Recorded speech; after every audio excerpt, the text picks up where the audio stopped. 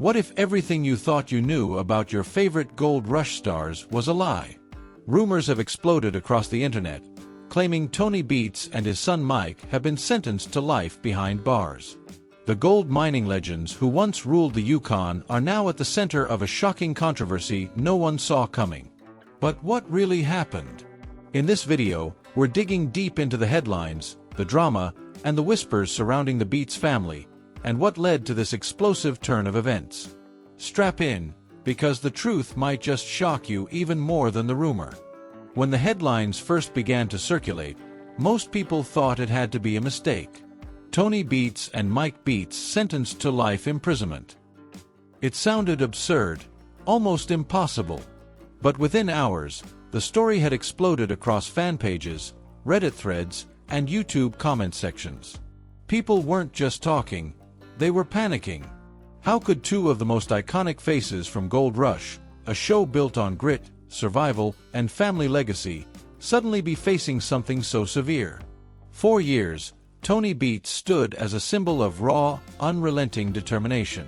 A man who carved out a gold empire in the frozen wilds of the Yukon. Alongside him, his son Mike Beets, calmer but equally capable, grew into a powerful figure in his own right. The father-son duo had earned the respect of miners and fans alike. They weren't just reality TV personalities, they were real-life legends of the gold mining world. And then came the headline that threatened to erase it all. People immediately started asking questions. What could they possibly have done to warrant a life sentence? Theories spread like wildfire. Was it something to do with their mining operations? A legal issue that finally caught up with them? Or was it something darker, something hidden from the cameras and buried deep in the icy soil of the Yukon? The timing was strange, too. The Gold Rush fanbase had noticed a shift in recent seasons. Tony had seemed more withdrawn, more intense. Mike had taken on more of the operation, perhaps preparing for something. At the time, fans thought it was just the next stage in the family's mining dynasty. But now, in hindsight, those moments felt like clues, subtle signals that something was unraveling behind the scenes. As the news continued to spread, those closest to the show stayed silent. There were no official statements, no interviews, nothing from Discovery. That silence only made the speculation worse. Some fans clung to hope, calling it a hoax.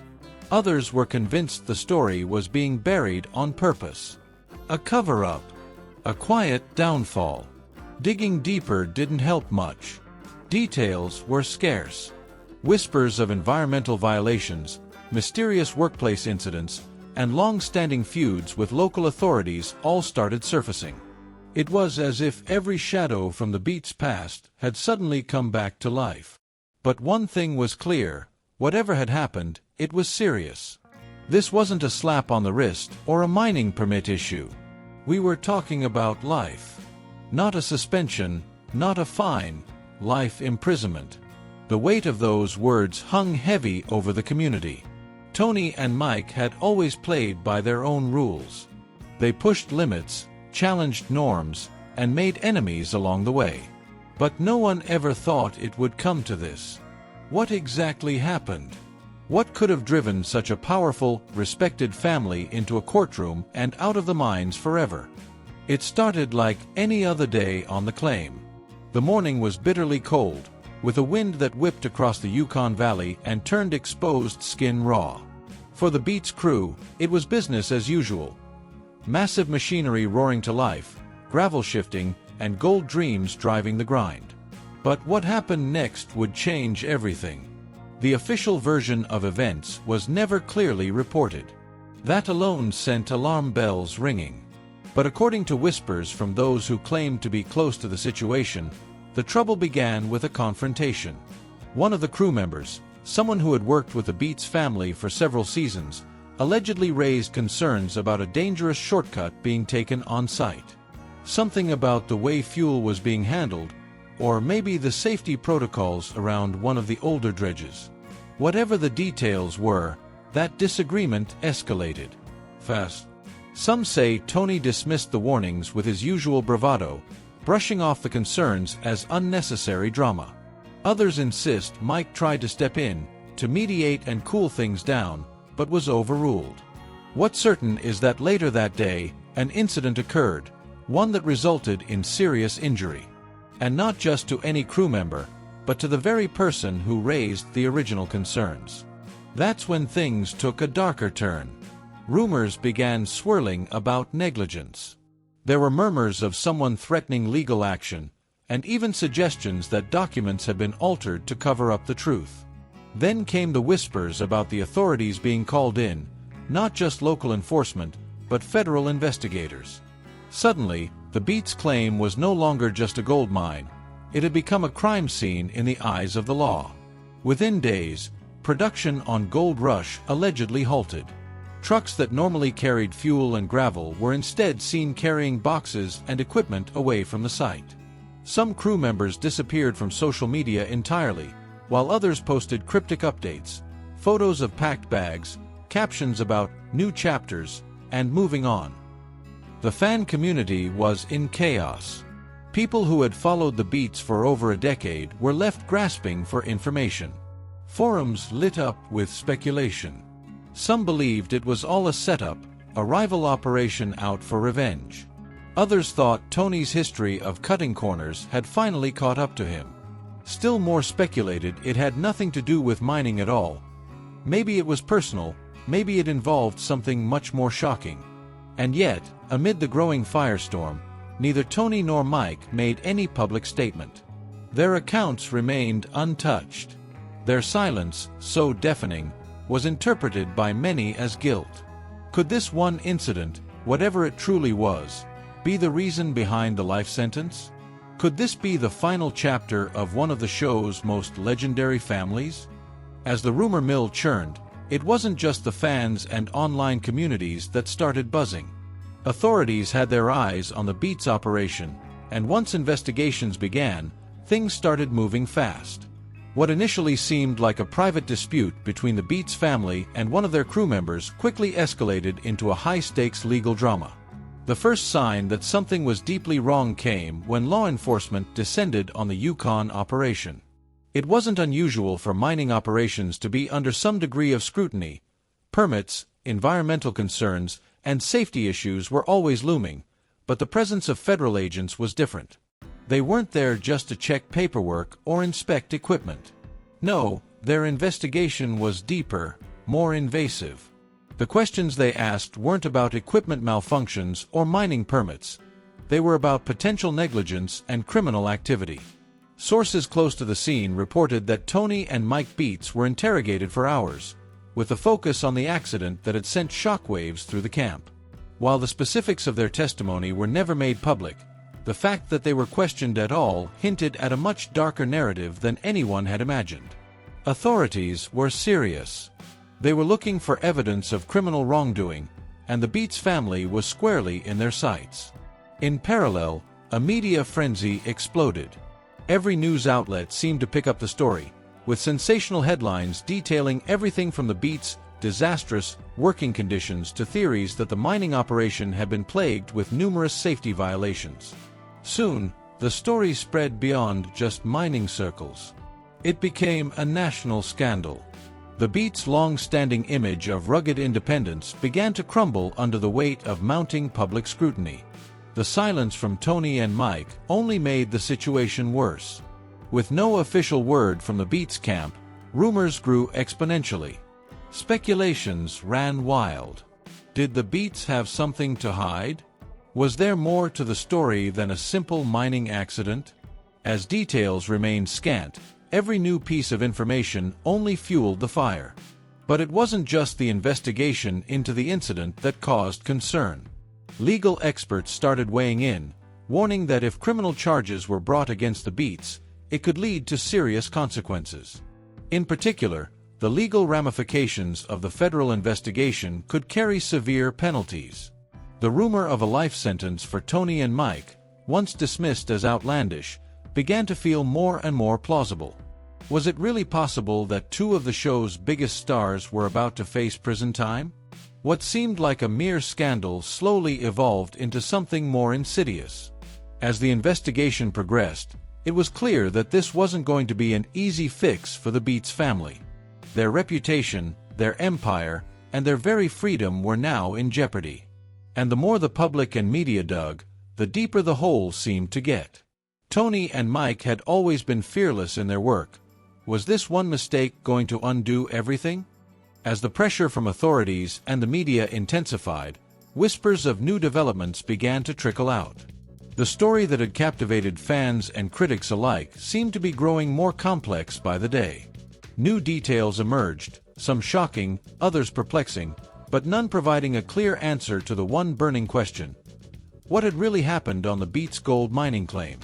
The first major leak came from an anonymous source within the Yukon law enforcement. According to this informant, the investigation into the alleged accident had uncovered something far more troubling than initially suspected.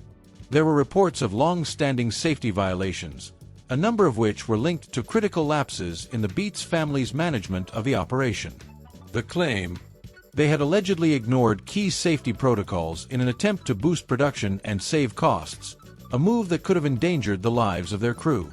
These revelations sent shockwaves through the mining world. Tony Beets, who had spent years cultivating an image as a tough, no-nonsense mining mogul, was now facing accusations that he had cut corners to the detriment of his crew's safety.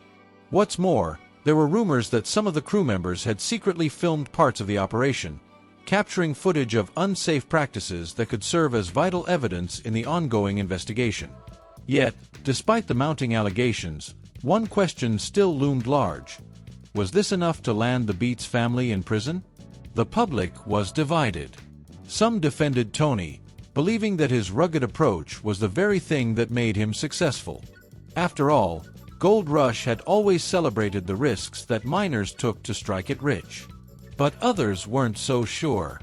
The media, fueled by the leaks, painted the Beets family in a much darker light, suggesting that their disregard for safety had gone too far this time. But there was more. The second major leak came from a source inside the Gold Rush production team. This person revealed that the Beets family had been under internal scrutiny for some time, even before the incident that sparked the investigation. Tensions between Tony and the network had allegedly been rising, with the show's producers becoming increasingly concerned about the Beets' unpredictability, both on and off the screen. It was suggested that this fracturing relationship had contributed to the family's current troubles. Despite the leaks and revelations, Tony and Mike remained silent. They didn't issue a statement or appear in any interviews. To some, this silence confirmed their guilt. They had gone from TV stars to figures of scandal, and their reputation seemed to be crumbling by the day. The notion of a life sentence now felt like it was no longer a distant rumor. It seemed like a real possibility. Then, just when it seemed like the case against them was all but sealed, a twist emerged. New documents surfaced, suggesting that the mining accident may not have been as serious as previously reported. This opened up an entirely new set of questions. Was the situation being blown out of proportion by the media? Could the Beets family actually be innocent in this? With each new piece of information, the mystery only deepened, and the public remained on edge, eagerly awaiting the next development. As the investigation continued to unfold, new pieces of the puzzle began to emerge, each more perplexing than the last. The leaks had become the talk of the town, and while many speculated about the motivations behind them, a few key theories began to surface that cast doubt on the entire narrative. What if the Beets family wasn't the only one with something to hide? What if there were other forces at play, forces with their own reasons for tarnishing the Beets' reputation? The first hint that the leaks might not be entirely about the accident itself came from the sudden rise of former employees and ex-colleagues who began to speak out about Tony and Mike's behavior on set. These individuals, many of whom had long since parted ways with the Beets family, suddenly reappeared, eager to share their stories with the media. Their testimonies were a mixture of admiration for the Beets' work ethic and disdain for their leadership style, but the timing seemed all too convenient. Were they speaking out because they genuinely cared about safety? Or was there another agenda behind these carefully timed revelations? Some insiders suggested that there was a larger rift between the Beets family and Gold Rush's production team. Tensions had been brewing behind the scenes for months. Tony's no-holds-barred approach to mining, along with his unpredictable temperament, had reportedly caused significant strain on the show's producers. Could this have been an orchestrated effort to take down the Beets, to reduce their influence on the series and shift the focus to other, more manageable stars? The leaks could very well have been a strategic move to shift public opinion and weaken the Beets' grip on the show. But there was more. In a surprising twist, some sources pointed to a key figure, someone who had worked with the Beets on the claim but had been quietly pushed out in the past year. This individual had a personal vendetta against Tony and Mike, with some even suggesting that they had been retaliating against the Beets family for a perceived betrayal. It wasn't hard to imagine that someone with a grudge could have used their inside knowledge to plant damaging stories, hoping to take down the Beets once and for all. Additionally, the media itself played a significant role in amplifying the narrative. Stories about mining accidents, safety concerns, and the infamous Beets family scandal were ideal for clickbait and sensational headlines. It wasn't just the fans who were invested in the drama. Media outlets recognized the potential for huge ratings and increased traffic. What better way to do that than by digging into a potential scandal involving a beloved TV family? At this point, the Beets were being painted as villains in a much larger drama, one that seemed to have little to do with the truth and everything to do with the spectacle. But as the investigation progressed and more documents surfaced, it became evident that the picture being painted wasn't as clear-cut as the public thought. As the investigation continued, it seemed like the Beets family's fate was hanging by a thread. What was once a shocking rumor had now transformed into an ongoing media spectacle. But then, just when it seemed like the truth might never come to light, a new series of revelations turned the entire investigation on its head. Everything that had been assumed about Tony and Mike Beets suddenly started to look less certain. The first bombshell came when a new whistleblower emerged from within the Beets camp. This individual, who had been working with the Beets family for years, came forward with a startling new version of the events that had sparked the entire investigation. According to this whistleblower, the incident that had caused such a stir wasn't as catastrophic as initially reported.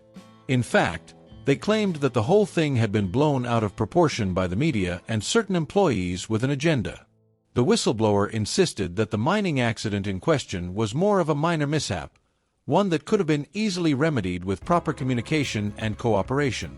It wasn't the deadly disaster that the media had painted it to be, and certainly not something that would warrant criminal charges. The injuries sustained were reportedly minor, and the people involved had received medical attention immediately.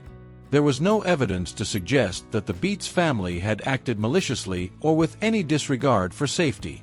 But what was even more shocking was the revelation that some of the key figures in the investigation may have had personal motives for exaggerating the severity of the accident. Sources close to the whistleblower suggested that these individuals had a vested interest in discrediting the Beets family, either due to old grudges or their own desire for a larger share of the mining profits. As this new information surfaced, the pressure on the authorities to reassess the case grew. The initial rush to condemn the Beets family seemed rushed and, in hindsight, potentially reckless. Public opinion was starting to shift, as people began to question the veracity of the initial claims. Was it possible that the Beets had been unfairly targeted in a larger power struggle within the mining community? To make matters even more complicated, another revelation emerged from the Gold Rush production team. Allegedly, the network had been aware of the growing tensions between Tony and some of the other stars on the show. This wasn't the first time Tony had clashed with other miners over the competitive nature of the industry, but now, it seemed that these personal feuds were bleeding into the investigation. Could someone on the show have a personal vendetta against the Beets and was using this controversy to get rid of them? At this point, the story seemed to take on a life of its own. Was the Beets family really the victims of a smear campaign, or was there still something more to the story?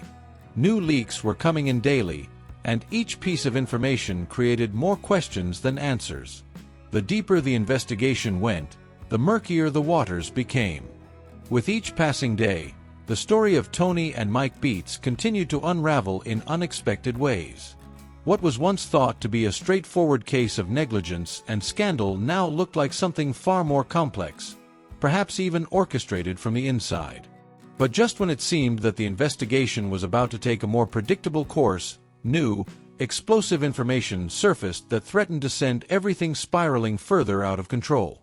One of the most startling revelations came from a former Gold Rush crew member who had worked closely with Tony Beets during the filming of several seasons. This individual came forward with a shocking claim. The Beets family had been involved in a covert business deal with a rival mining operation. According to this source, Tony and Mike had allegedly been negotiating with the competition in an attempt to secure better access to resources and land, all while maintaining the appearance of being independent, self-made gold miners. This development set off a firestorm of speculation.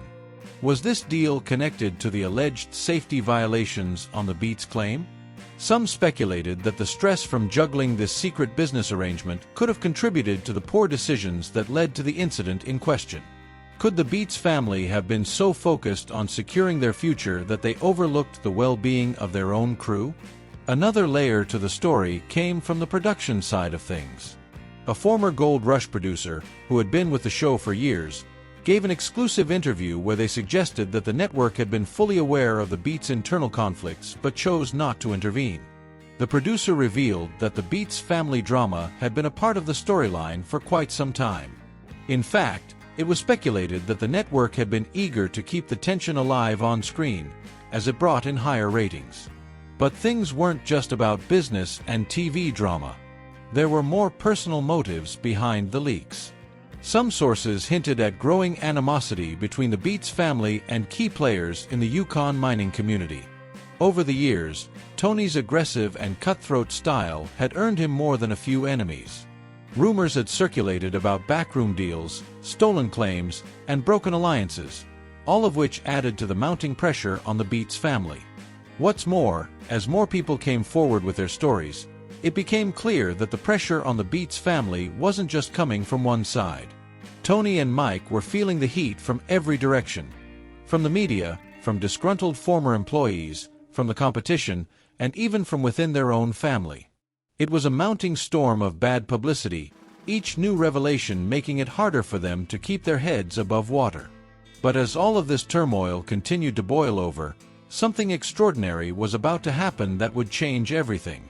The Beets family, now at the center of one of the biggest controversies in mining history, was about to face a decision that could alter their lives forever. As the investigation into the Beets family continued to unfold, it became clear that this was no longer just about a mining accident. It was about something far bigger, far more entangled. With every new detail that surfaced, the pressure on Tony and Mike Beets grew to unbearable levels. Every move they made, every statement they released to the public, seemed to only add fuel to the fire. The spotlight was on them, and the whole world was watching, waiting for the next shocking development. By now, Tony and Mike had seen it all. The accusations, the rumors, the leaks, they were relentless. But just when it seemed like they couldn't take any more, a surprising ally emerged. A key player in the case, someone no one had expected, came forward with crucial new evidence that would blow the case wide open. This was the moment everyone had been waiting for, but it wasn't exactly the revelation people were expecting. The unexpected figure was none other than a top investigator who had been working behind the scenes, attempting to piece together the confusing puzzle. This individual, a former law enforcement officer with a deep understanding of how media and public opinion could be manipulated, had noticed something no one else had. After reviewing the extensive paperwork, the leaked statements, and the testimonies of the various witnesses, this investigator uncovered an alarming inconsistency. It turned out that much of the initial narrative surrounding the Beets family's alleged involvement in the accident and subsequent criminal activities was based on a series of fabricated or exaggerated statements, many of which had been deliberately planted by someone with an interest in seeing the Beets fall. The investigator revealed that several of the key witnesses whose testimonies had fueled the scandal had been paid off or coerced into making false statements. Even more shocking, It was revealed that one of the whistleblowers who had sparked the whole debacle had been working closely with a rival mining company. This bombshell sent shockwaves through the media. It wasn't just that the Beets were innocent, it was that they had been set up by powerful enemies within the mining world, with the help of key insiders from the show itself. These revelations not only vindicated the Beets family but also cast a dark shadow over the entire gold rush production. The question on everyone's mind now was, how deep did this conspiracy go? But just as the dust began to settle, a final, jaw-dropping twist came. The true mastermind behind the leaks was revealed, and the name sent the entire world into disbelief. The orchestrator of the entire plot to take down the Beets family was none other than a former high-ranking executive from the Gold Rush production team. This individual had been quietly pulling the strings behind the scenes, manipulating the public narrative for their own personal gain. The motivation: a bitter vendetta against Tony and Mike Beets, dating back to an old conflict over money and production rights. Now, the Beets family was not only vindicated, but they had been the victims of a calculated attack on their livelihood and reputation. The real criminals had been hiding in plain sight, while the Beets were wrongly accused and dragged through the mud. With the scandalous revelations now public, the world was waiting for the final word on the Beets family's fate. The Beets family, particularly Tony and Mike, were no longer just at the center of a media storm. They were the symbols of a battle for truth and justice in the mining world. Their reputation, though tarnished, was now on the mend, and with the full extent of the conspiracy finally coming to light, the tide was beginning to turn in their favor. The authorities, who had previously been quick to jump on the bandwagon of accusations, were now under intense pressure to take action. The public backlash was impossible to ignore, and the miners, who had once been seen as reckless villains, were now emerging as the heroes of the story. Tony Beets, the larger-than-life character from Gold Rush, was finally beginning to be seen in a new light. A man who had been wronged, not just by his rivals, but by an entire system that had failed him and his family. But this wasn't over yet. The final confrontation was about to take place, this time in a courtroom. As the wheels of justice began to turn, both the Beets family and their accused enemies braced themselves for the fallout. The criminal mastermind who had orchestrated the entire scheme to take down the Beets family had been arrested, but the real question was, what would be the consequences for those involved in this elaborate conspiracy? The court proceedings were set to be the most high-profile trial in the history of mining-related crimes. The public was riveted by every twist and turn. Each day, new evidence came to light, and each new revelation painted a clearer picture of just how far the conspiracy had gone. It wasn't just about money or power, it was about vengeance. The motive for bringing down the Beets family was rooted in old personal grudges and a bitter rivalry within the mining industry. Those behind the scheme had been so blinded by their need to destroy Tony Beets that they hadn't thought about the far-reaching consequences of their actions. As the trial unfolded, it became apparent that the conspirators had used every trick in the book to manipulate the media, the public, and the legal system. They had planted false stories, tampered with evidence, and even gone as far as to stage fake interviews to turn the public against the Beets family. The court was forced to reckon with the fact that the Beets had been victims of a grand manipulation, one that involved not just shady individuals in the mining world, but also people within the entertainment industry, including those from Gold Rush. Tony and Mike Beets watched from the sidelines, knowing that their names would finally be cleared. They weren't just fighting for their freedom, they were fighting to restore their legacy. But as the trial progressed, they also realized that they had been living through something far bigger than a legal case. They had been part of a larger fight against corruption and manipulation, a fight that extended beyond just their world of mining. After months of speculation, investigations, and court drama, the moment everyone had been waiting for finally arrived. The truth about Tony and Mike Beets, those towering figures from Gold Rush, was about to be fully revealed. The courtroom was packed. Media outlets hovered like vultures, ready to pounce on the next headline. Fans, critics, and curious onlookers tuned in from around the world to see what would happen next. And then, just like that, the gavel dropped, and the truth was made official. There was no prison sentence. No final judgment. No guilty verdict. Because the entire story was a fabrication. Tony and Mike Beets were never sentenced to life imprisonment. They were never even charged with a crime.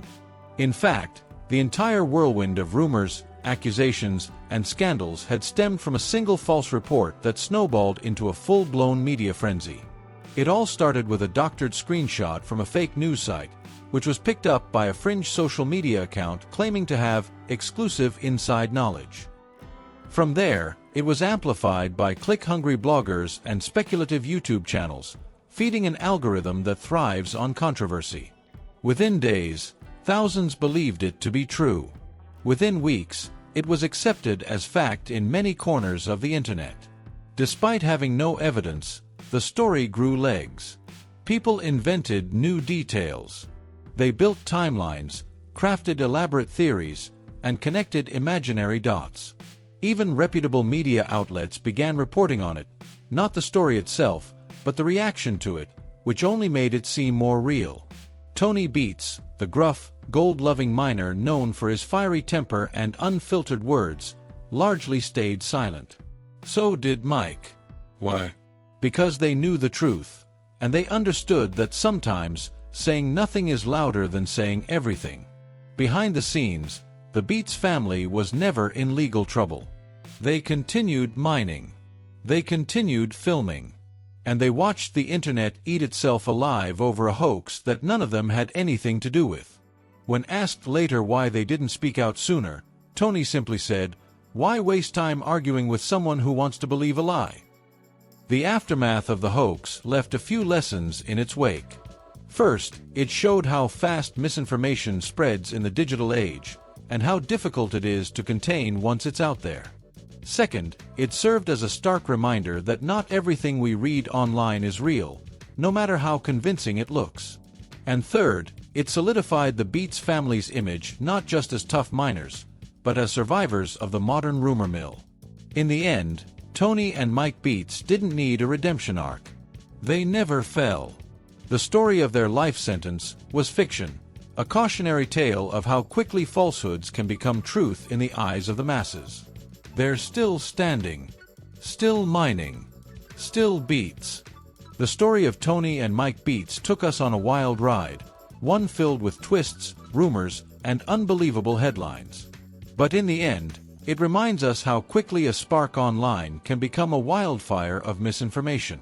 Whether you believed the rumor or questioned it from the start, one thing's for sure, the internet doesn't wait for facts. If you enjoyed this deep dive and want more untold stories and behind-the-scenes truths from your favorite shows, make sure to like, subscribe, and hit that bell. Because next time, the truth might be even stranger. Thanks for watching.